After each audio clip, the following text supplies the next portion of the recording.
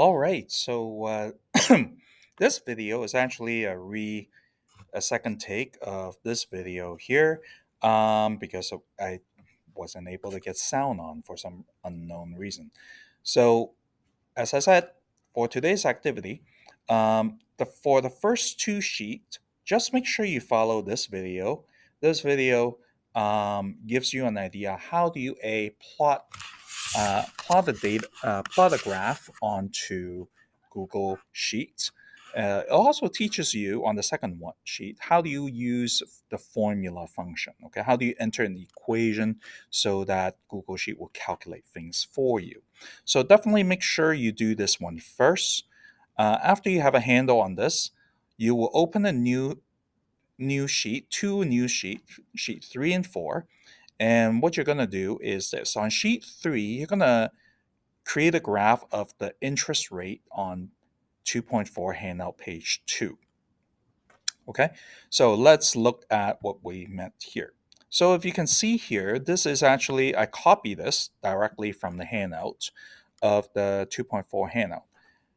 One is a RBC simple interest rate, and the other one is EQ bank. Okay, so if you need to do that right now, just quickly type in and copy that down onto your onto your spreadsheet on sheet 3 here. And then what we're going to do is I'm going to show you how to make a graph that looks like this. Okay, so I'm just going to tuck this aside. That's my finished product. I'm going to tuck this aside so that you can I can do it with you at the same time.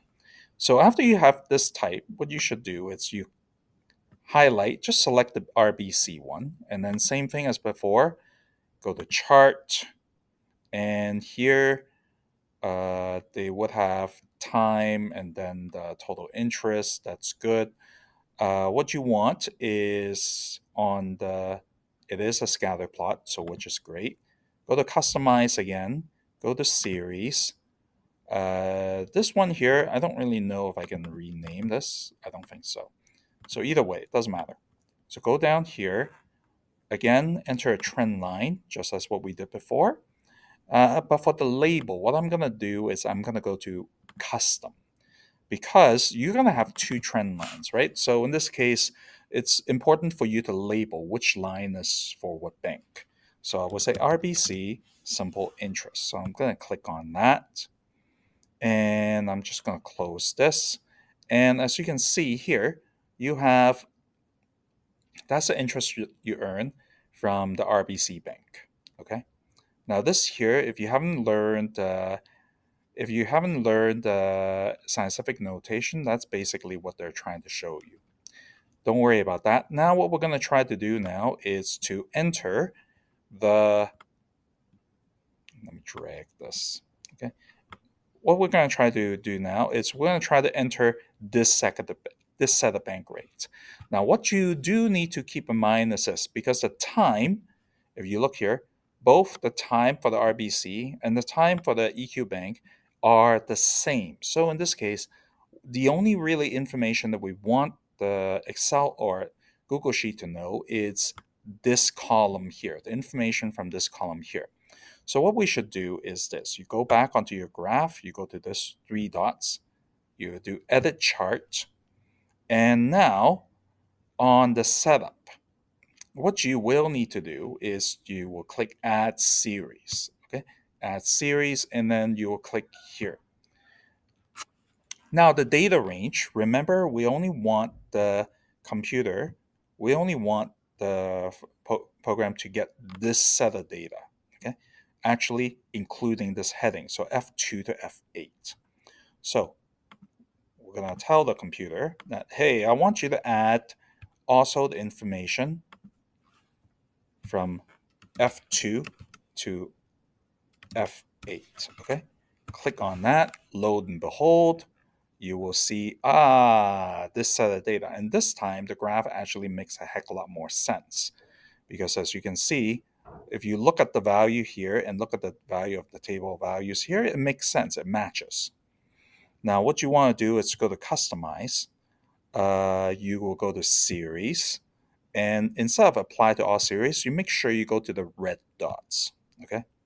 This one is for the EQ bank. And going down here, I'm going to add a trend line. Now, if you can look at this set of data, it doesn't make sense for it to be the line of best fit to be a straight line because it is kind of slowly going up and getting bigger and bigger faster. So you will need to go to a type under the trend line here, go to type, click and go to polynomial. And right now, off the bat, they say degree 2. And as you can see here, this line of best fit actually touches all the dots, which is awesome, which is exactly what we want. So on the label here, I'm going to change, I'll go to custom and say EQ bank compound interest. I click on that. And as you can see here, they have a legend. The red blue dot is the RBC simple interest. The red dot is EQ Bank simple compound interest.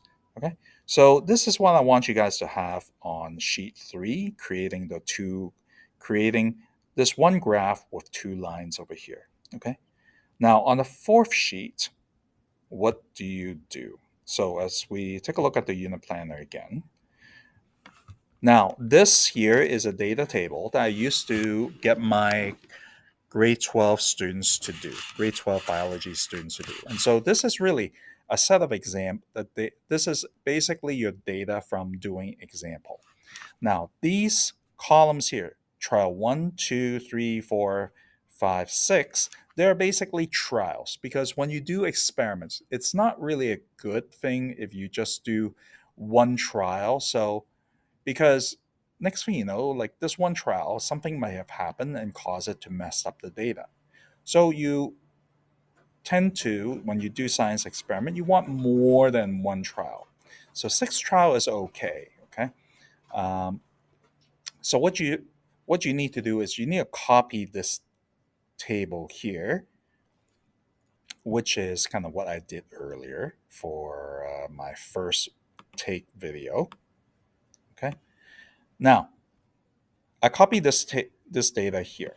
Okay, so that's basically from that diagram. Now earlier here, this column of mean of course means average.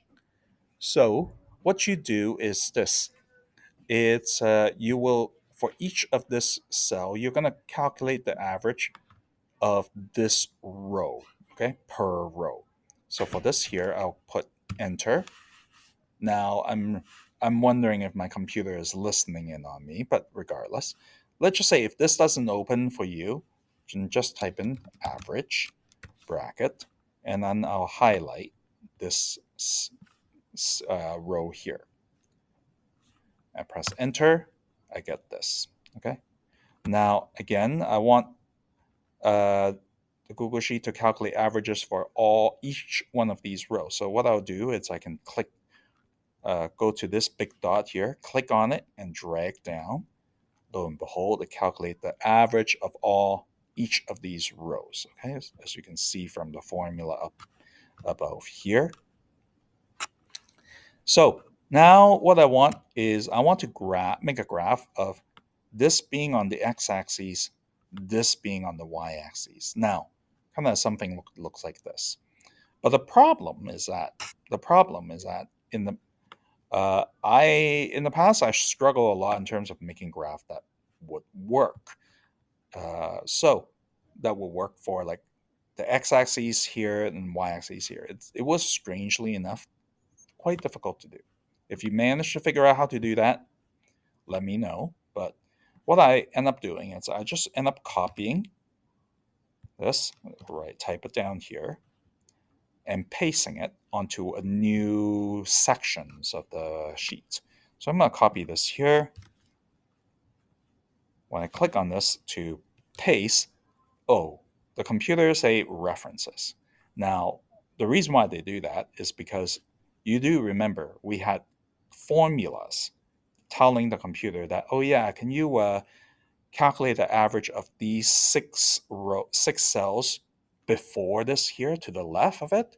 But here, there's no numbers to the left of it. Definitely not 6 of them. So what you want to do is when you paste it, there's a little clipboard here. Click paste values only. So now it's actually going to just paste the number itself. Okay. So if you click on here, it just have the numbers. But when I click on here, it shows a formula. Okay. So we want to do that first. Now this is kind of my end game in terms of what I want to have.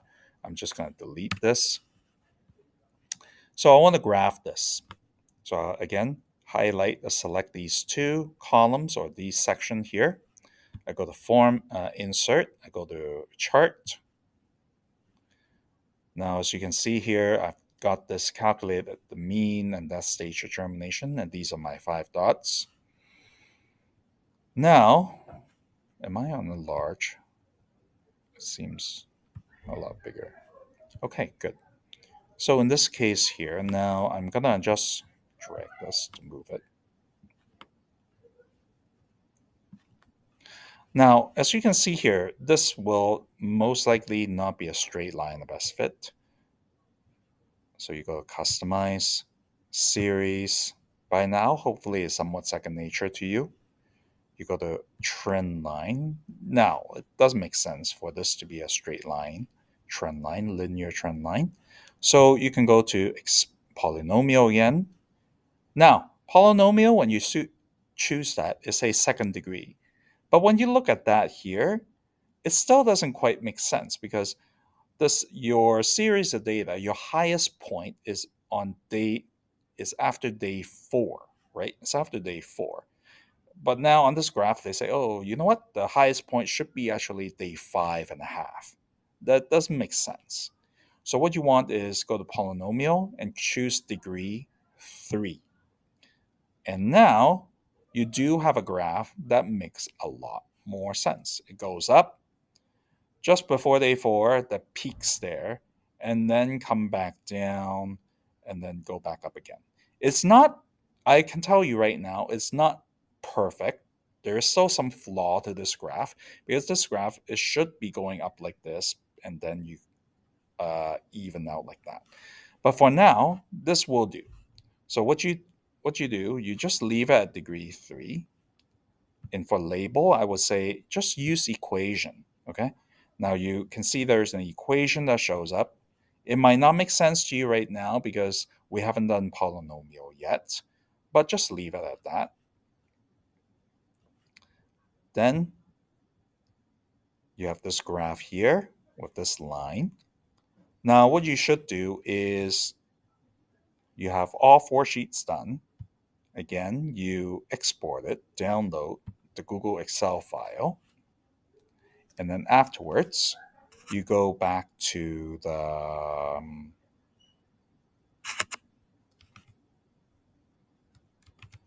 you will go back to nope, you go back to TDSB here,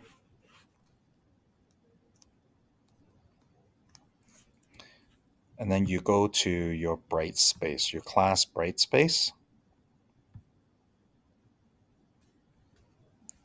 So as you go to the assignment, you're going to upload it here. Okay, Google Sheet graphing assignment, March 28th. So make sure you upload it here. Now I put the deadline as April 3rd because we're having a long weekend now. We're going to come back on Tuesday. Tuesday is a review lesson because we have a quiz on the following day, Wednesday.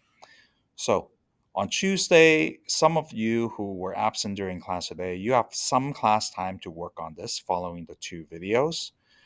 And then Wednesday after the quiz, let's just say if you're still not done, then use that time. Then use that evening, use that day after the quiz to get it done and submit it here. Okay, so that's what I would expect you to do.